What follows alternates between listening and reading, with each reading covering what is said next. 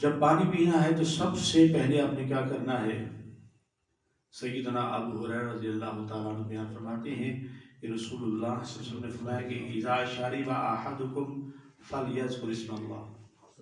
یہ سنن ترمذی کی حدیث طیبہ ہے، 1885 حدیث طیبہ ہے۔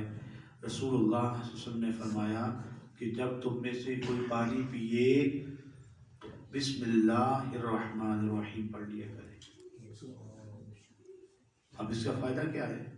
اس کا فائدہ یہ ہے کہ اس چیز کے جو مضرات ہیں نا، ہر چیز کے مضرات بھی ہیں، نقصانات بھی ہیں، اس سے بندہ محفوظ رہے گا، جو کہ انسان کی دسترس میں نہیں ہے۔ دیکھیں نا آپ کے باڈی میں کتنی جنگیں جاری ہیں، بیکٹیریاز ہیں، وائرسز ہیں، اور نہ جانے کیا کچھ اندر ہے، تو ہمیں تو معلوم نہیں ہے، اللہ تو بہتر جانتا ہے۔ اس کے جو مضرات ہیں، اس کے نقصانات ہیں، اللہ تعالیٰ اس کے صدقے سے آپ کو محفوظ فرما دیتا ہے۔